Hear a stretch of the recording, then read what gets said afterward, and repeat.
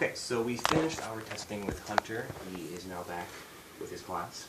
He did a fantastic job. The reason why I chose this exercise is because I think with kids his age, he's trying to learn so many words, and so many words, especially numbers and colors, classify into this homophone category.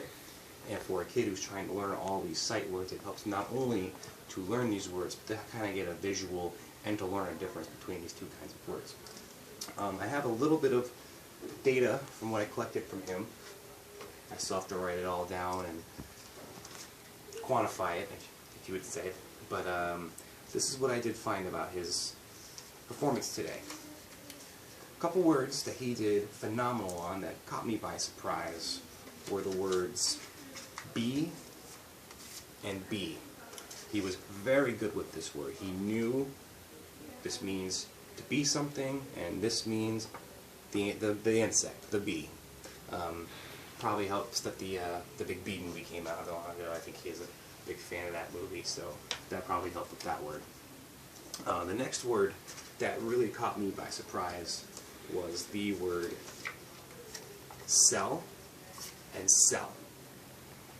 He knew right away which two words were sell, and he knew right away this means to sell something. And what really caught my interest was that he knew this means, the term that he used was jail cell. He didn't use cell phone, he didn't use blood cell, he used jail cell, which all those would have been correct, but very good the way he knew this one. And then the last one was tea. He drinks tea, apparently, a lot. That's what he told me. But my big surprise is that he knew tee as in the golf tee. He explained to me that he plays golf. He tees a little golf ball and knocks it off the tee all the time. So that's how he knows the term.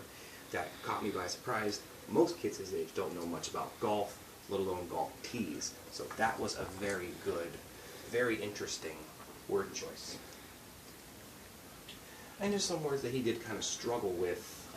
You know, he didn't know these terms, he didn't know which words were which. He just, I think, had the biggest issue with confusing the definitions.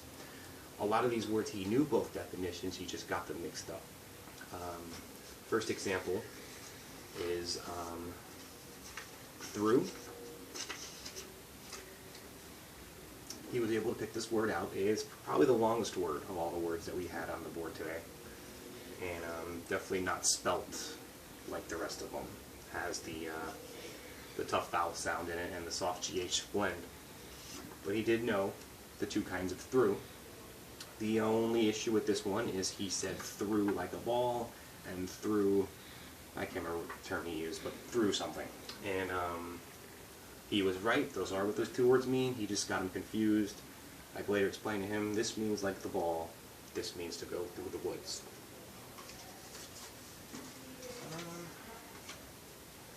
Next pair of words was new.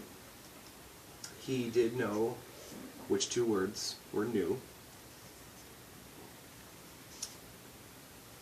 He did get confused on what the terms meant, and I think he had a hard time realizing he does know new as in he knew what he was talking about, but he seemed to get a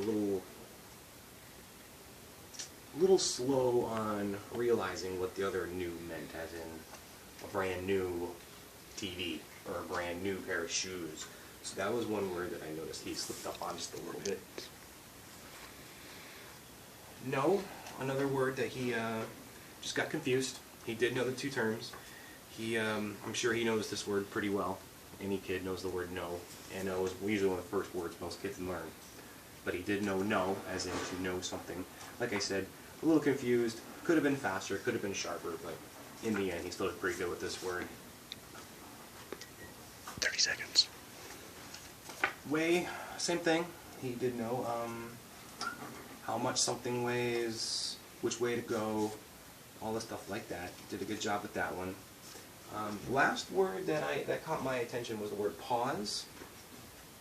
He did choose this word, this form of the word pause, and said the animal hands, which he is right. That is another that is a form of pause. But it surprised me that he picked this one and not this one.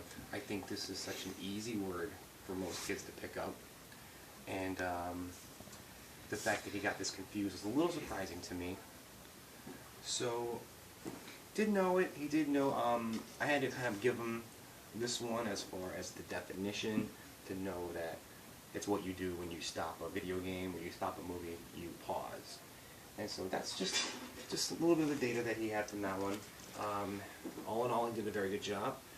I loved working with him this semester. I hope to continue to work with him in the future. He's a great kid. I love him, working with him. He's fun, he's smart, and he's a great reader, like I said. So I guess that's all I have for today. Thank you.